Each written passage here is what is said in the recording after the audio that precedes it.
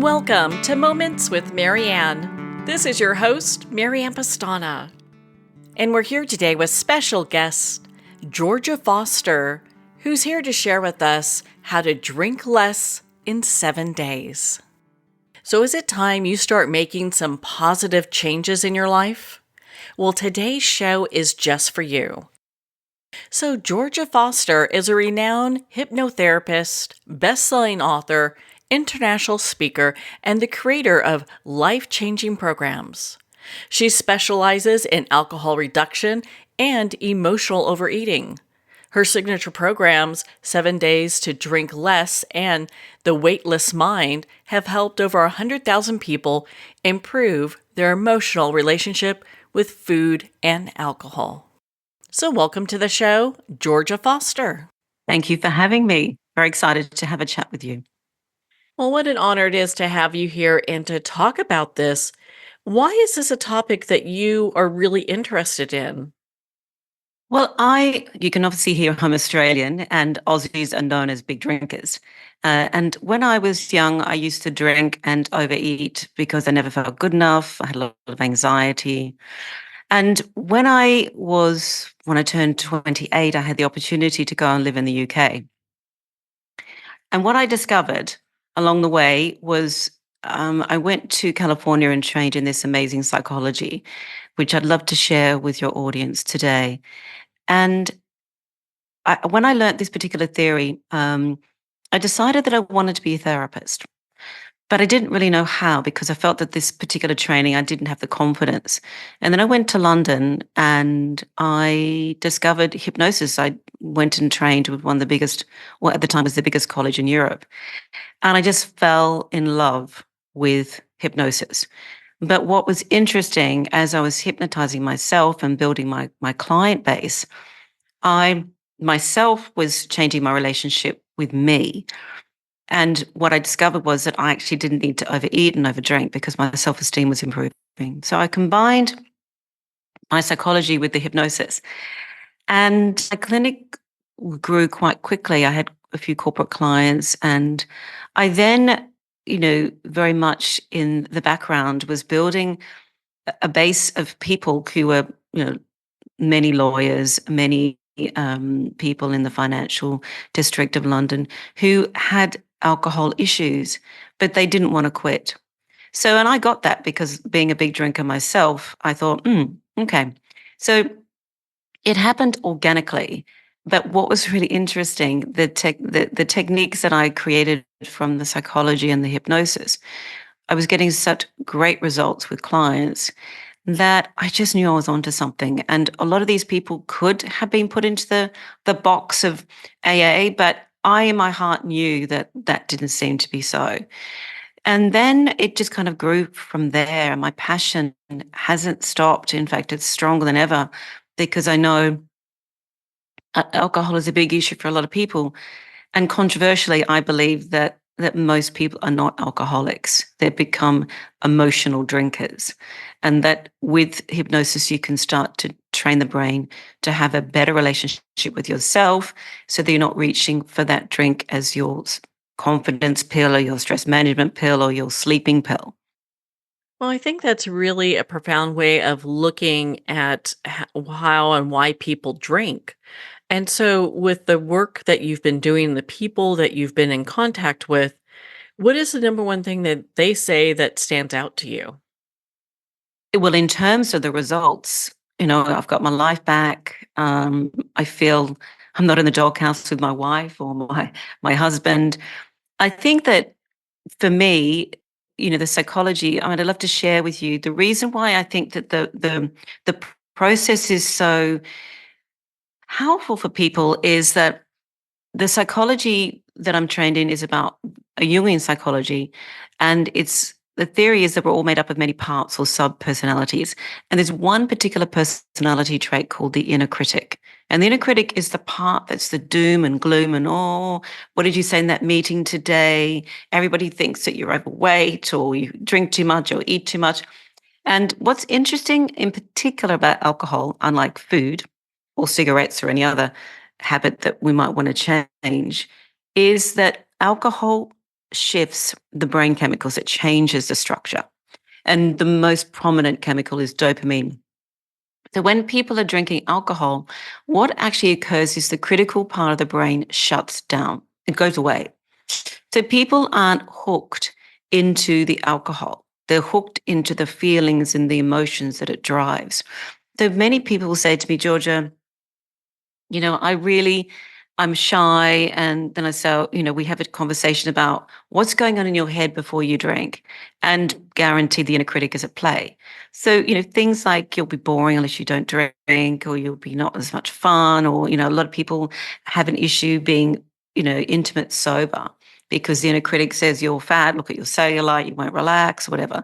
So a lot of people don't recognize that this one voice, this inner saboteur, you could call it. When we drink alcohol, because it goes away, people they've got some space, they've got some reprieve, they've got some just, a moment to be present rather than the inner critic, judging them the whole time. So what I say to people is, well, I'm not worried about the drinking. The drinking is the secondary stage. People don't choose to overeat. They don't choose to overdrink. I mean, occasionally if you go to a beautiful restaurant and the wine's amazing and it's a birthday party, you think, I'm going to overindulge.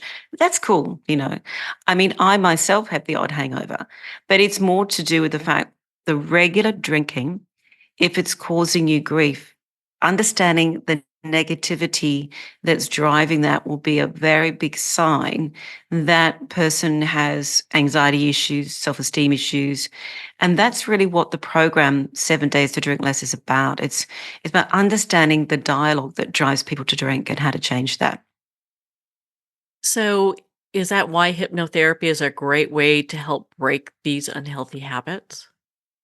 Well, a lot of people feel very like the stage hypnosis. I mean, that is not real. That's all pre-prepared. To be honest, there are people who are more susceptible to a deeper state of hypnosis, but everybody is hypnotizable. And when you go to sleep at night, for example, you go between being awake and asleep, but that bit between that, like 20 minutes, that window of time, I mean, some people it takes them longer to go to sleep, of course, but that little window of time once you close your eyes is the hypnotic state. It's also called the meditative state. It's the alpha theta state. And in that particular space, your mind is more pliable and adaptable to change with the art of particular suggestions, working with emotions, positive emotions. For example, if somebody has a fear of flying, which I've treated hundreds and hundreds of people for fear of flying, is that mind, because of the inner critic, has created a sequence of events that is fictitious. I mean, they may have been in a moment where things were a bit scary. For example, somebody who's drinking too much or eating too much, there was probably a time in their life where there was a lot of vulnerability, and they used alcohol as that particular function to squash down the anxiety or to let go of the fear. But what's really interesting with the power of hypnosis, you can shift deeper, more ingrained habits that feel hard to shift consciously. And there's been so much research on hypnosis. I mean, it's quite extraordinary, the data on it. But what's really beautiful is the neuroscientists, the people who study the brain, have confirmed that hypnosis is one of the most effective ways at creating unwanted habits. Now, just to put in the mix of that I call myself very much a progressive therapist rather than regressive, because there will have been a time when that person created a moment where alcohol was deemed the right way, the best solution to fix the emotional problem at the time. But the mind's very lazy. So then the next time that same emotion comes along, it says, right, well, we've felt this before. We've experienced this fear before. What did we do the last time? And in a nanosecond, the mind will scan the brain and say, oh, we drink. Now, I'm not saying that means people will drink at 9 a.m. I mean, my audience of 50 plus, they're hardworking, fully functioning people in society. They're not sitting on a park bench. They've got, lives that are full. Some people talking about retirees, etc. But what we know with hypnosis is you can shift particular habits that in the conscious world are very difficult. Or some people would say, Georgia, I don't have any willpower. And I'm saying, but, willpower doesn't exist. You've got to get the deeper part of the mind to match what you consciously want to achieve. And when they marry, when they get it, when the deeper part of the mind is experiencing it, and that's what you can do in hypnosis. You can literally train your brain to think that you're actually there in the situation. I mean, it's a curious concept, isn't it, for a lot of people to get their head around, but it's quite extraordinary, the results in just 25 minutes, how you can change that emotional conditioning to train the mind to have healthier coping strategies so people aren't reaching for that glass or two. I really like how you explain that. It makes so much sense. And I think for a lot of people, they're going, okay, I really resonate with that inner critic that you were talking about. What are some of the other personality types the different personalities that we can look for? Well, there are two in particular that go hand in hand that love hanging out with the inner critic. The first one is the perfectionist. Now, the perfectionist is a beautiful person who has high goals, really high achiever, very driven. And they would be the type of drinker who is all or nothing. Like they can abstain all week and feel like really proud of themselves. But when it comes to the weekend, they will be the typical binge drinker where they drink fast and furiously. And the reason why they drink the way that they drink is not because they have a drink problem. It's just they're so driven in their sober life that their mind, because we all need to take time out. We can't always be driven 100% of the time. So when people drink, the perfectionist, like with the inner critic, it goes away and goes, oh, we don't really care anymore, and then the perfectionist steps away. And then that relaxed, chilled out person who's happy to be present then becomes more present in that person's mind and body. But what's interesting about the perfectionists, because they are all or nothing drinkers, they tend to be the drinker who will quit. They'll tend to be that they'll go. I mean, there's a big sober movement now, and I think it's fabulous. It's not my personal choice, but I know it's a lot of people's choice, and it's the right thing to do for a lot of people. But being sober or a perfectionist actually is they don't trust themselves with alcohol. They can't find the middle ground of drinking because once again, it comes back to the mind. There aren't the right references there. And if you don't have the right references, then it's going to be very difficult to change that behavior. So some people just end up quitting because it's just too hard to try and find that healthy style of drinking. And then there is the the pleaser that is aligned with the perfectionist. And the pleaser has a different character trait there. They have an issue with saying the word no. They have poor communication in sober moments. They feel very strongly they've got self-esteem issues and high levels of anxiety, and they drink to run away from looking after everybody else, right? They're nurturers, they're homemakers, they're people who I say a pleaser is not a psychic, but they're very empathetic. They are very good listeners. They're very good free therapists to the world, but they also get very burdened by over pleasing and they get very tired emotionally. So they tend to be a regular heavy drinker. They will probably, like a perfectionist is really good at alcohol-free days, but a pleaser tends not to have alcohol-free days, or if they do, it's under duress. But what's also quite damaging for a pleaser, they will drink to communicate. So they often become aggressive, and a passive-aggressive behavior where they drink to communicate, and often with the wrong person at the wrong time and end up in the doghouse and end up with high levels of anxiety in the morning, with the inner critic going ballistic and saying, why did you say that last night? What did you do? And so there's a lot of anxiety around both drinking personality traits under the umbrella of the inner critic. But I mean, don't get me wrong, a lot of people maybe listening to this and saying, oh, but I think I'm a bit of both. And I'm saying, well, that's completely possible to be a combination, which is great because it means you are a high achiever, but you're also very good at nurturing people. But equally, both personality traits are when you start to perfect intuition, because I believe that the part that says, I want to drink less, that part I call the intuitive part, that part that has that, that ignites a sense of there's got to be another way. There's got to be another way. And that part is very much the savior, not just about drinking as well. It's that personality trait that knows that there are just some people on this planet who are not that supportive to your sense of self-worth. Well, on that note, we're going to pause here for a quick break. We've been speaking with world-renowned hypnotherapist Georgia Foster on Drink Less in 7 Days. We'll be right back after these messages from our sponsors. Are you a coffee lover who wants to make a difference? Look no further than Fire Department Coffee, a veteran-owned business that gives back to support first responders in need. Each batch of coffee is freshly roasted right here in the USA by a dedicated team of first responders and coffee experts. So when you enjoy a cup of Fire Department coffee, you're not only drinking high-quality coffee, you're supporting members of your community. Start your day with a coffee that gives back. Visit firedepartmentcoffee.com. That's fire, DEPT, coffee.com.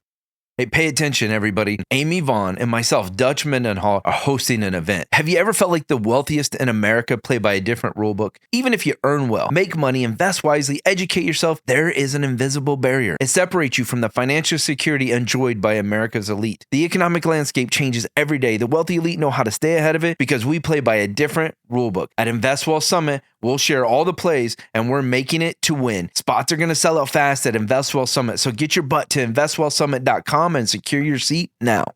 There comes a moment when you realize you're somewhere special, when you discover that each beautiful creature that you see has been rescued from a life of absolute horror and brought to this incredibly free place. Here's where their lives were forever changed, and where yours will as well. Discover over 500 tigers, bears, and lions at the brand new visitor center at the Wild Animal Sanctuary just outside Denver. For more information, visit wildanimalsanctuary.org. Discover true freedom at the Wild Animal Sanctuary.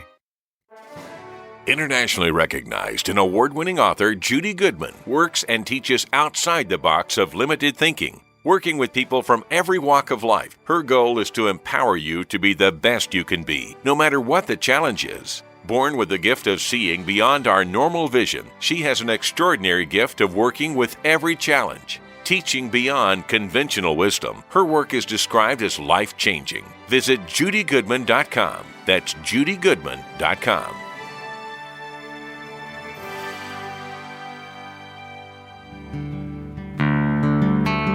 I'd like to thank Jason Eastwood at Guitarfulness for sharing his inspiring music and talent with us.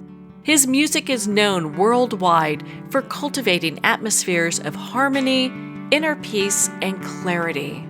Visit Jason's website at guitarfulness.com. Join his newsletter, be part of his community, and download his music. Welcome back to Moments with Mary Ann. We're here today with world-renowned hypnotherapist Georgia Foster on Drink Less in 7 Days. So I understand you do go into the different personality types. Can you share with us the personality type of the pleaser personality? One of the traits with the pleaser personality is that they tend to draw critical people, narcissistic personality disorder.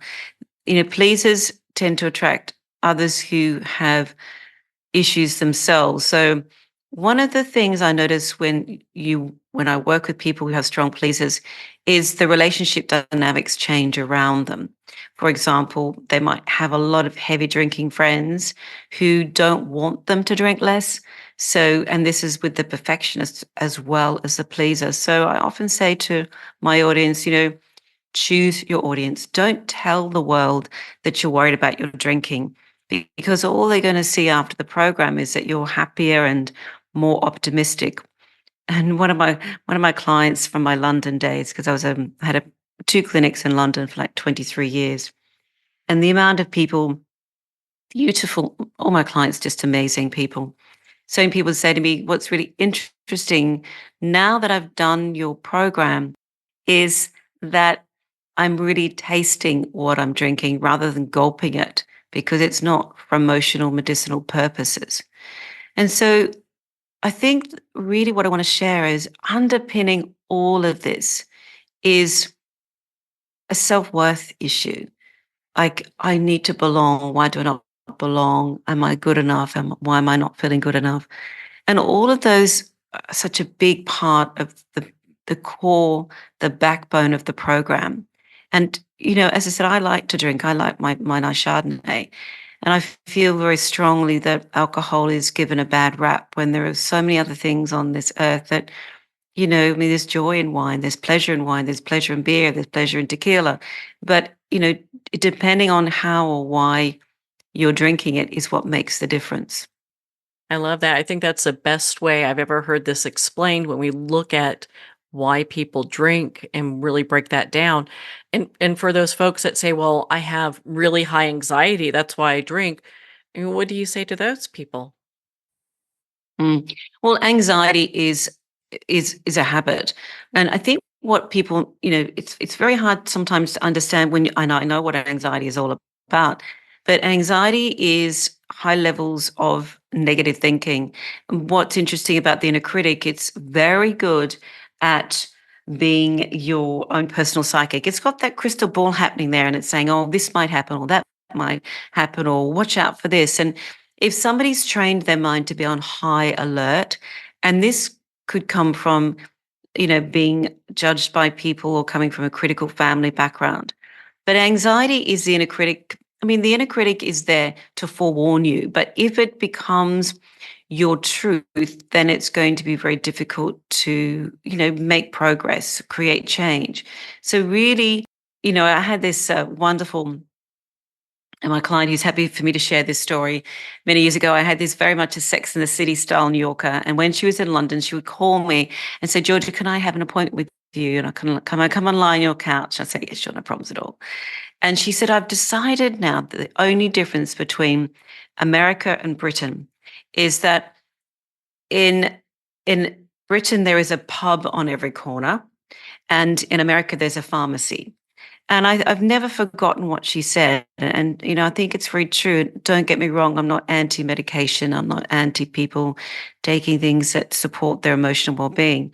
But I think that a lot of people, I mean, America and Australia are heavily medicated with anxiety, anti-anxiety medication, antidepressants, SSRIs, etc. And, what's interesting about people understanding that the inner critic is really holding them back, and that they can train their mind to have a healthier inner dialogue, the whole world opens up and new opportunities arise. I mean, it takes courage. Of course, it takes courage. But I think ultimately is, you know, courage, as a very famous yogi has said, it's not the life you have, it's the courage that you bring to it. And sometimes that courage is all it takes to get you into a new space where you realize, I don't have to feel this way. This doesn't have to be me. And anxiety, once again, is a habit. Wow. I'm sure a lot of people are going, okay, wait a minute. Anxiety is a habit. So, how do I work through this or overcome it? Can they get to a place where they don't have as much anxiety, or they drink less, or they eat less? Well, obviously, it does take training. And I want to stress, not all hypnotherapists work this way, but I'm very much along the neuroplasticity, that our brain can change, it's malleable and pliable, and that you do not have to regress to make progress. Now, that's just my opinion, and I see great results from that particular, that experience. But I think what's important for people to know is that we create habits around everything. No one's born, I believe that self-esteem is something that we need to learn. We're not born with it. And whether it's anxiety, overeating, or over drinking, there will be a habit in there, And I always say, if you consciously can't seem to make that change, it means that emotionally, the particular experience, whether it's eating or drinking or whatever it is a protective mechanism. Like there's something about it. Like, for example, why do people put all the weight on after they've lost all this weight? It's because there's something about the experience of being slimmer. There's something about the experience of drinking less or quitting drinking that makes them feel vulnerable. And it's the vulnerability that's really key here. And when somebody emotionally feels a sense of vulnerability, then the mind will find its best answer. It's not the right answer, but once again, the histrionics of life, the library of people's emotional minds, will pull out things that are familiar to the mind, that even may be detrimental to that person's well-being, but will actually be, the mind thinks it's clever and it's giving that person the right answer. And that's what I'm saying is, we are not born with these opinions. We learn them and we can unlearn them and relearn other things. It does take practice, of course. That's why the program 7 Days to Drink Less has hypnosis content in there, because, that's where the changes are made. But ultimately, anxiety is negative thinking as well, low self-esteem, all are about that person feeling that the inner critic is their strongest voice.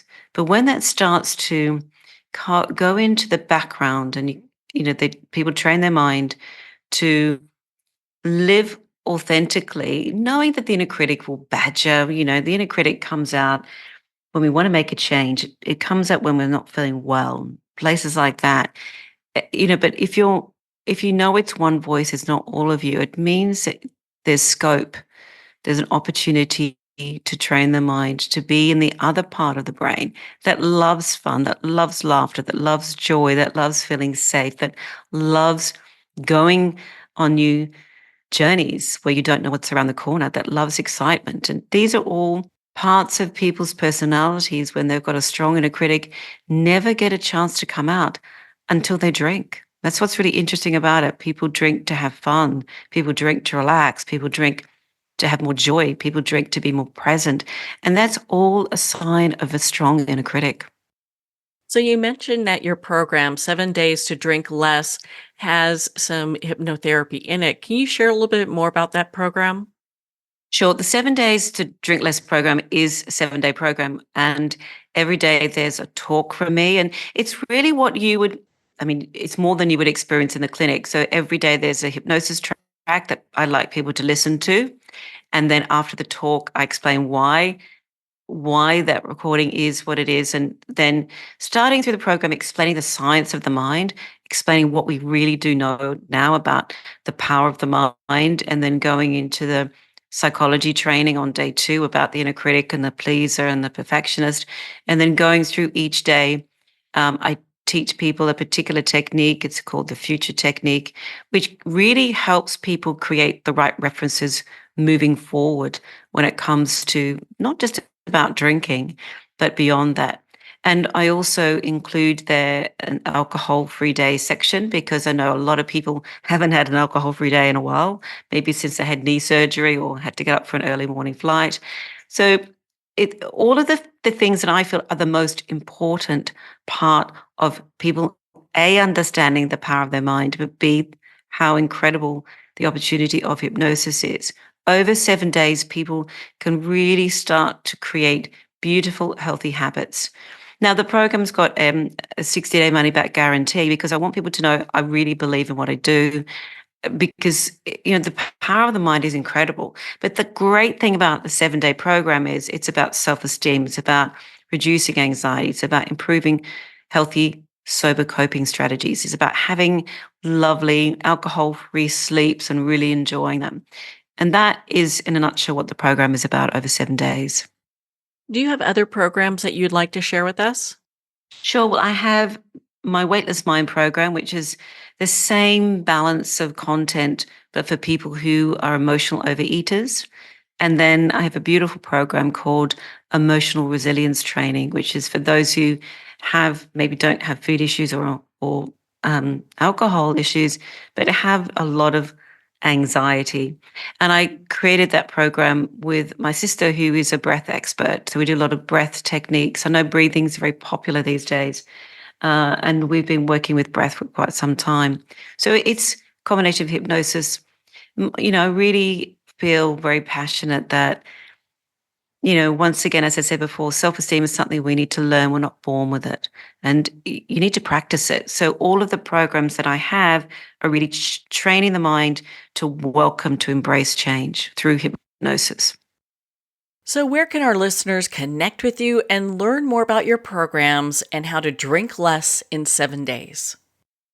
They can go to my website, which is georgiafoster.org. And that's Georgia Foster as in Georgia, State of America, Foster as in the beer.org. Well, Georgia, thank you so much for taking the time to be on the show with us here today. Thank you for having me. Well, thank you, Georgia. It has been such an honor to spend this time with you and to talk about your programs and book, Drink Less in 7 Days. To learn about this program and all the other programs that Georgia Foster offers, please visit her website at georgiafoster.org.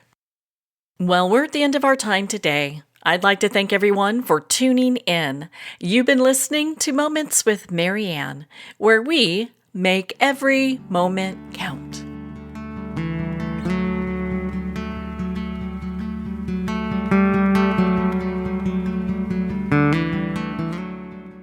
In a single moment, your life can change. Moments with Mary Ann is a transformative hour that covers an endless array of topics with the best of the best. Her guests are leaders in their fields, ranging from inspirational authors, top industry leaders, and business and spiritual entrepreneurs. Each guest is gifted and a true visionary, a recognized leader in her own work, and while teaching others to develop, refocus, and grow, Mary Ann will bring the best guest and sometimes a special surprise. Don't miss this. You never know just which moment will change your life forever.